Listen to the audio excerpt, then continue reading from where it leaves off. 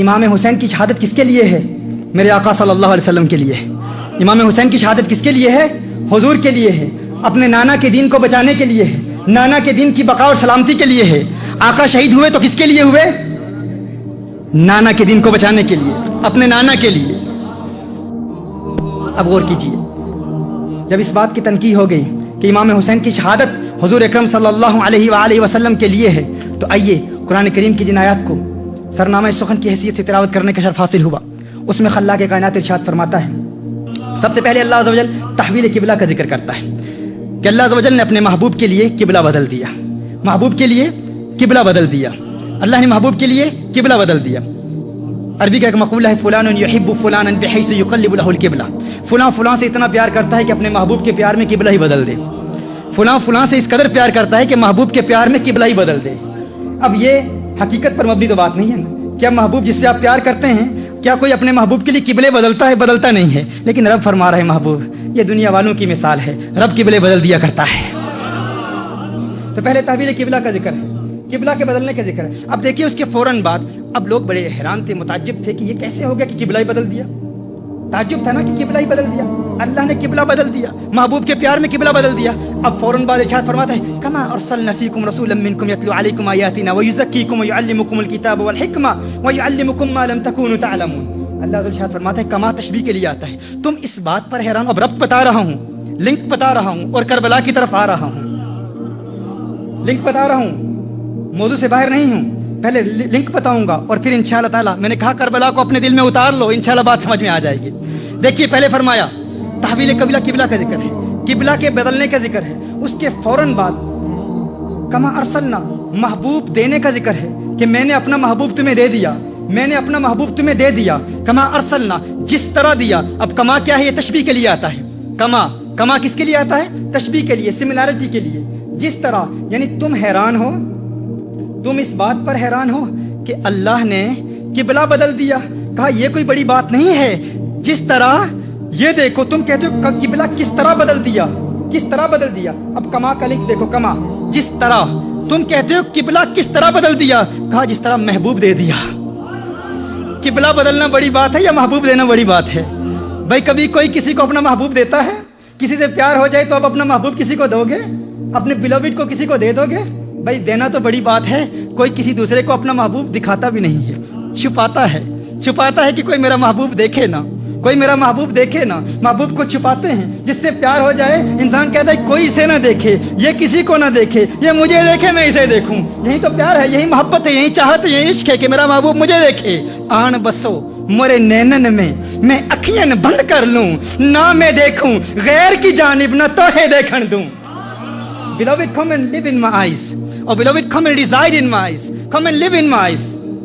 Come and live in my eyes. Why do you want your beloved to come and live in your eyes? So I can close my eyes. I can close my eyes. Oh lover, why do you want to close your eyes? I want my beloved to come and live in my eyes, and I want to close my eyes so my beloved can see none other than me, and I can see none other than my beloved. جب پیار ہو جاتا ہے کسی سے، محبت ہو جاتی ہے کسی سے، تو انسان کسی اور کو دیکھنا نہیں چاہتا۔ انسان کہتا ہے زندگی جائے، جسم جائے، سب کچھ برباد ہو جائے، دو نین سلامت رہیں، میری دو آنکھیں سلامت رہیں، دو آنکھیں سلامت رہیں، تاکہ میں محبوب کو دیکھتا رہوں۔ کاگا مورا سب تن کھائیو، چن چن کھائیو ماس، پر دو نین مورے نہ کھائیو، مہ پیا ملن کی آس، مہ پیا ملن کی آس۔ کاگا سب کچھ کھا جاؤ، جسم کھا لو، آنکھیں نہیں کھانا، کیونکہ ان آنکھوں سے محبوب کا جلوہ دیکھتا ہوں، ان آنکھوں سے محبوب کا دیدار کرتا ہوں۔ تو میں عرض کر رہا تھا کہ اللہ نے محبوب دے دیا، تو اللہ ارشاد فرما رہا ہے کما، کما ارسلنا۔ تم اس بات پر متعجب ہو، اس بات پر حیران ہو، تم اس بات پر پریشان ہو، حیران ہو کہ قبلہ بدل دیا۔ کہا نہیں نہیں، اس سے بڑی بات دیکھو، ہم نے تو اپنا محبوب دے دیا ہے۔ اب سوال یہ پیدا ہوتا ہے، اس کے فوراً بعد ذکر کا بیان آ گیا، فاذکرونی اذکرکم۔ اب ذکر کا کیا تعلق ہے؟ تو جب انسان کسی کو اپنا محبوب دیتا ہے نا، کوئی پیاری چیز دیتا ہے، کسی کو آپ تحفہ دیتے ہیں تو کیا کہتے ہیں؟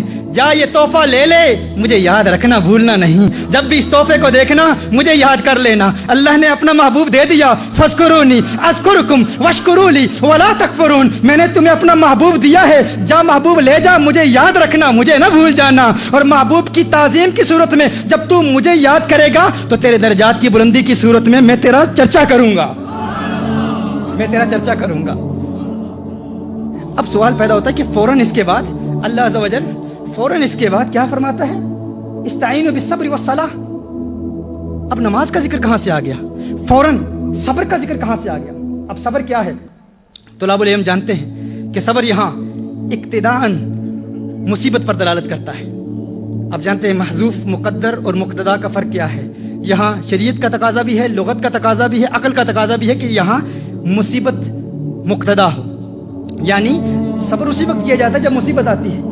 جب مصیبت آتی ہے تو صبر کیا جاتا ہے. یعنی گویا اللہ ارشاد فرما رہا ہے کہ جب میں نے تمہیں اپنا محبوب دے دیا، میرا محبوب ملے گا، تجھے اللہ یاد آئے گا، اللہ کا ذکر تو کرے گا، لیکن یاد رکھنا اس ذکر میں پھر مصیبتیں بھی آئیں گی، تکلیفیں بھی آئیں گی. اس ذکر میں پھر تکلیفیں بھی آئیں گی. فرمایا جب یہ تکلیفیں آئیں گی، مصیبتیں آئیں گی، استعینوا بالصبر والصلاۃ، پھر صبر سے مدد طلب کرنا اور نماز سے مدد طلب کرنا. صبر سے مدد حاصل کرنا اور نماز سے مدد حاصل کرنا. پھر اس کے فوراً بعد ارشاد فرمایا وَلَا تَقُولُوا لِمَنْ يُقْتَلُ فِي سَبِيلِ اللَّهِ أَمْوَاتٌ. اب یہاں پر شہداء کا ذکر کیوں آ گیا کہ جو اللہ کی راہ میں قتل کیے جائیں انہیں مردہ نہ کہو؟ اللہ ارشاد فرما رہا ہے. اب رب دیکھیے، تعلق دیکھیے. اللہ ارشاد فرما رہا ہے کہ مت سمجھنا کہ صبر کرتے رہو گے تو مصیبت ٹل جائے گی. کبھی کبھی ایسا وقت بھی آتا ہے کہ انسان صبر کرتا رہتا ہے، لیکن صبر کرتے ہوئے اس کی موت بھی واقع ہو جاتی ہے. لیکن اس موت سے نہ ڈرنا، یہ نہ سوچنا موت آ جائے گی، مر جاؤں گا. کہا وَلَا تَقُولُوا لِمَنْ يُقْتَلُ فِي سَبِيلِ اللَّهِ أَمْوَاتٌ. ارے شہید زندہ ہے، مردہ نہیں ہوتا. شہید تو زندہ ہوتا ہے، شہید مرتا نہیں ہے. شہید مرتا نہیں ہے.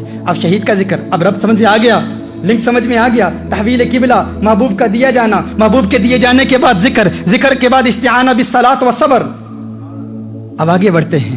پھر اس کے بعد چند آزمائشوں کا ذکر کیا.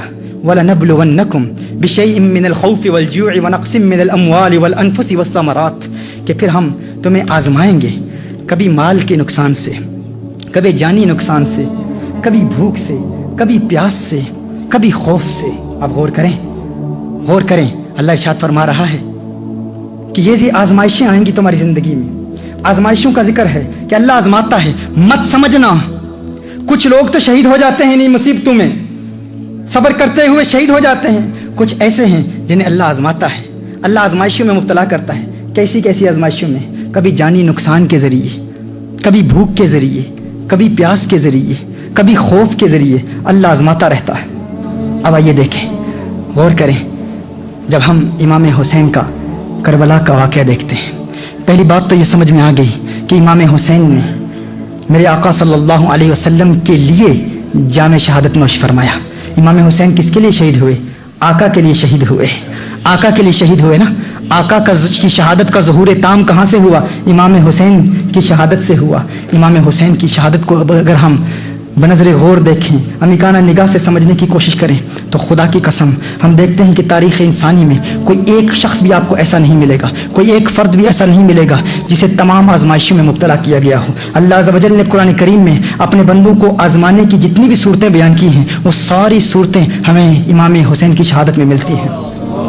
اور کوئی ایسا انسان آپ کو نہیں ملے گا، کوئی ایسا انسان آپ کو ایسا نہیں ملے گا کہ جس ایک فرد کو اتنی آزمائشوں میں مبتلا کیا گیا ہو. کسی کو بھوک کے ذریعے اللہ عز و جل آزماتا ہے، کسی کو پیاس کے لیے آزماتا ہے، کسی کو اللہ عز و جل اولاد کے نقصان کے ذریعے آزماتا ہے، کسی کو شہادت دیتا ہے. لیکن ایک امام حسین کی ذات ہے، وہ ایک امام حسین کی ذات ہے. وہ فرد واحد ہیں جنہیں اللہ عز و جل نے بھوک کے ذریعے بھی آزمایا، پیاس کے ذریعے بھی آزمایا، مالی نقصان کے ذریعے بھی آزمایا. علی اکبر سامنے کٹ گئے، اللہ آزما رہا ہے. علی اصغر کی شہادت کے ذریعے آزمایا، امام قاسم کی شہادت کے ذریعے آزمایا، اللہ آزما رہا ہے. امام حسین خود شہید ہو گئے. خدا کی قسم قرآن کریم کی ان آیات کی تفسیر جب میں پڑھتا ہوں، ان آیات پر غور کرتا ہوں اور ربط بین الآیات کو دیکھتا ہوں، کبھی کبھی جب دل میں آتا ہے کہ تفسیر کی کتاب اٹھاؤں، تفسیر کی کتاب اٹھانے کے لیے ہاتھ بڑھاتا ہوں تو ہاتھ رک جاتا ہے. ایک آواز آتی ہے، تفسیر کی کتابیں اٹھانے کی ضرورت ہی نہیں، ان آیات کو دیکھ اور امام حسین کی ذات کو دیکھ، امام حسین کی شہادت کو دیکھ.